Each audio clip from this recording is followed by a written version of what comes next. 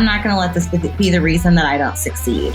So the big question is, what are top agents doing to absolutely crush it in real estate, grow their teams and add more transactions year over year while so many struggle? To get the answers, we interview the top real estate agents to learn their secrets to success. My name is Andrew Dunn. And my name is Peter Michael. Welcome to Lead Agent Secrets. This kind of ties us into the next topic, which is actually living in this world of abundance and giving. I think this ties in very nicely. So I want you to break down a bit more of an unconventional one, but why your second secret to success is living in a world of abundance. So my second secret is much less about a tactical thing you can do for your business and more about a mindset that you have to live with. I'm a big believer that your attitude and your mindset are going to control your actions and your behaviors. And there are too many, there's too many people who come into this business that like you can smell their commission breath from a mile away, right? Like they're there for they're there for the money, right? Like, where do I get my next deal? How do I, or what's worse is the people who are truly coming from that scarcity of, and I preach this on our team because we have 4 agents that are all calling out of the same database, right? Well, if Susanna gets a lead that she converts and she sets an appointment for the next day, I don't need for John to go, oh, how did she get that lead? That should have been mine. I need John to go, way to go, Susanna. You got one. I'm next, right? Like there's got to be an attitude of there's enough stuff in that database. There's enough people. There's enough business out there for all of us, right? There doesn't. So living in a world of abundance to me is just having the attitude and the mentality that instead of being irritated at or mad at or jealous of or whatever, the people who were doing more business than I am, because I'm very proud of what we're doing, but I can name 6 other agents who are doing more than I am. But instead of looking at them and being jealous and going, oh, why isn't my business there yet? I look at them and go, okay, on your mark, get set, go. I'm on my way, right? Like there's enough for everyone. So I got a question for you. Sure. How do you get out of the funk, right? Or how do you get in the zone where you can actually develop a mindset, right? Because that positive mindset is like a muscle. Like you got to train it, right? Because if you're not training it, we're conditioned by default for survival. And I want to say that we're conditioned for the jealousy, envy, and all the negative stuff because that's easier to process than to actually be happy for somebody else when they're being successful. Mm-hmm. I mean, we're all guilty of this. There's no way we're 100% positive. Yeah, go Susie, right, all the time. Oh, for sure. I'm competitive. So when I see somebody book an appointment from our office, from our team, I'm like, you motherfucker. All right, good for you. But I'm next because I have that competitive nature in me. Of course. But you're not calling him a motherfucker out loud. That's just in your head, right? Like, you just say that in your head. And then, depends. Like I think it's what I was talking about earlier when we first started the whole self-awareness thing. I do catch myself. You don't want to hear the things I say about people when I'm in the privacy of my own home, right? But I'm just kidding. But it's a self-awareness thing. And I think I feel very lucky, fortunate, whatever, that I was introduced to I don't know if you want to call it like self-improvement or the gurus or whatever. Yeah, self-improvement, self-development, Tony Robbins of the world, right? The Tony Robbins, the Darren Hardys, the Jim Rohns, there are so many of them out there. And I have always been a reader and now I love a good podcast and I love it. So, I mean, I was just listening to Gary Vaynerchuk on one this morning, and he is an acquired taste for sure for a lot of people, but we love Gary on the show. Yeah, for sure. Gary, if you're listening, we'll have you on. Yes, that would be awesome. But so I was very fortunate to find that genre of thinking and reading and mindset. I was lucky to find that early on. And so again, I'm a believer in good stuff in, good stuff out, good stuff in, good stuff out. So if I spend my time almost indoctrinating myself with those mindsets, and that I think that's where you learn. You have to condition yourself for it, because I do catch myself going, well, this and damn this guy, right? Like you get in this funk, and then I have learned how to go, okay, take a step back. Let's take a step back and let's analyze, why are you feeling that way and what can you do? Okay, good. I was literally just about to ask you, like, what do you do as a top producing agent to like compose yourself, draw attention to it, and essentially move on? Yeah. Right? Yeah. And because us being upset, we can either, I had a little bit of an off day this morning, right? Where it's like, you just kind of get in your head and you start digging yourself in and in and in. And then I'm like, shit, it's literally a split decision, and it's a split second and this simple decision to just get yourself out of it. But what are some of the things that you do that are tactical, where if you catch yourself, you get to kind of like pull yourself out of it, right? Instead of just simmering and all of a sudden it's a bad day instead of a bad moment. So I don't know that my advice is going to be the healthiest, but it works for you. Well, right? So my husband loves to joke with me if he sees me reading I will admit on this national podcast, however many people are listening to that, I do like a good romance novel, right? Like there's a lot of women who read those. I don't have time to read them typically, but if my husband sees me reading one, he's like, you must have had a really bad day. So it's, I think for me, I have to find a way to check out. I have to find a way to clear my mind and not, sometimes I'm not good at like planting flowers and keeping stuff alive, but like I will go work in my flower bed to like pull weeds and stuff, just because it is something I can do that is completely unrelated to my business, that I can see a result at the end of it. Right. So I think for me, it's finding something where I can really check out from whatever it is that's causing me the stress or whatever. And then,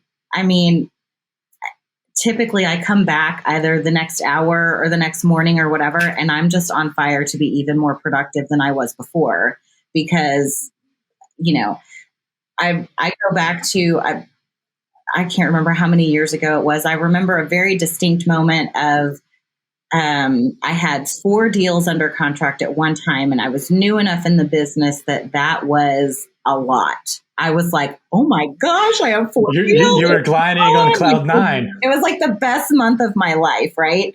And over the course of 5 days, all 4 of them terminated. And I was like, I was so depressed. I was so upset about it. Not for a long time. I have a super supportive husband, partner, he's great. And he was like, so what are we going to do about it? Right. And the next 60 days, I don't remember how many, I had the best 2 months I'd ever had in my next 60 days, because that happened to me. And I said, screw you, universe. Like I'm not going to let this be the reason, I'm not going to let this be the reason that I don't succeed. You're not going to close every deal. And that is so important. Yeah. Right. It's totally up to you. We are in control of our emotions. So I think ultimately what you're saying from a tactical perspective is become aware, know your feelings, and then figure out a way, whether it's a physical outlet, a mental outlet, or whatever outlet, to kind of move on. So for some people, it's like going to the gym. Some people like me, it's like playing some video games. For Andrew, it's like go work on my race car. Right? For you, it's read a romance novel or buy a new one. Seriously, like my habits are out of fucking control. It's not a good place. But it's so, I was just listening to that then, and there was so much that resonated with me. I think one of the things, we've never spoken about this, not on purpose, it's just kind of come up now, and it was something that you really got me thinking about actually, is you know, all the motivational quotes, and there's a lot of things out there that people have seen, especially in the self-improvement and development space. And I'm not saying they're a bad thing at all, but I think they're so rigid and they almost feel linear. Like it's like, this is how it's got to be, or otherwise you're failing, or vice versa. You know, one thing that I was thinking about, you know, Gary Vee, we spoke about before, people don't know, he's like work obsessed, and I'm cool with that. Like I very much feel that, but when he's working, he just loves what he does. All he does is work. He works, cool. I'm in. Like I very much have that mentality, but ever since actually owning my own cars and stuff now, man, it is great. At weekends, as frustrating as it can be, you know, if accidents happen or whatever, it really is for me like a true breakaway. And I don't think about real estate. I don't think about coaching. I don't think about clients. I'm just like, I just get to enjoy some time to myself of something else that I'm passionate about. And then I come back on Monday and I'm like, I'm ready to hit it again. Like for, you know, 5, 6 years, all I did was work. And like the race car I only, funnily enough, got in June of 2021. So it's a very, very new thing. It's something I've wanted for a long time. But now when I come back on Mondays, although I can be tired from a weekend, it's like, I feel like I've had a break. It's totally bizarre. And I never felt like that before. And the problem is with a lot of these people follow all these quotes. It's always just like, you got to work 18 hours a day, sleep 4 hours a day, work out. And it's like, listen, just doesn't work for 99% of people. It'll work for some, and that is okay. But if you're putting that type of pressure on yourself, like you feel like you need to be at that level all the time, like, holy fuck, you are on that's a one-way ticket to burnout. For sure. Like, you've got to understand, like for example, when I started my very first business and got into this world, living out in New York, working 12 hours a day for the company. You know, we were a very big publishing company. For perspective, we're doing like nearly 50 million a year. So big. And then on my own time, I was doing like 5 hours on my own, like other projects. And I managed to do that for like 3 months. I was doing genuine 17, 18-hour days. And after 3 months, I was just like, fuck, like never again. But it didn't feel like work at the time. I was enjoying it. But then after I kind of finished it all and it was all sorted, I was just like, God, I can't imagine doing that all the time. Mm-hmm. But that is something that seems to be communicated a lot, especially in real estate. Mm-hmm. Got to be available 24/7, 365, 7 days a week, no family time, no nothing time. You got to work, you got to do what clients want. It's like, fuck no. No. You got to have a life, man. Yep. You got into this because you wanted freedom, and like, you know, everyone talks about the American dream. The American dream still exists in real estate. It's one of the few industries the American dream is alive and well. 100%.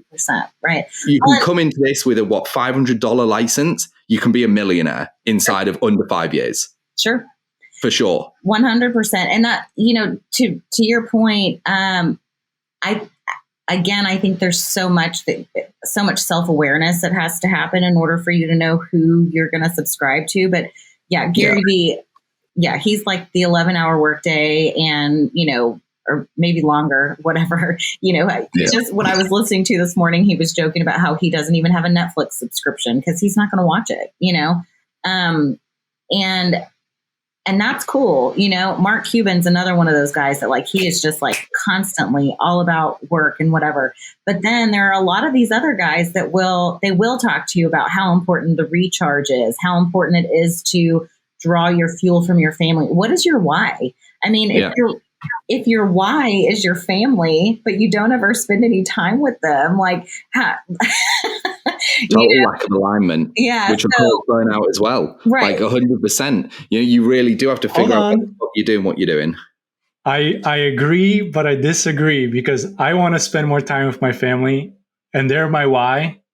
But I don't want to spend 24/7, 365 with them. And they absolutely are aware of it. Nobody wants to spend 24/7, 365 with their family. I love my husband, but so this morning I was ready to just pull my hair out when my kid just started screaming, yelling. I'm like, why are you crying again? Like, can I tell you got the snacks. I took you to the park. Like, So can I tell you a funny story, actually, that's completely unrelated to real estate? My husband and I were in the car the other day, and we were talking about, a friend of ours who, sadly enough, they're getting a divorce, and he was talking about where one of the friends had gotten an apartment or whatever.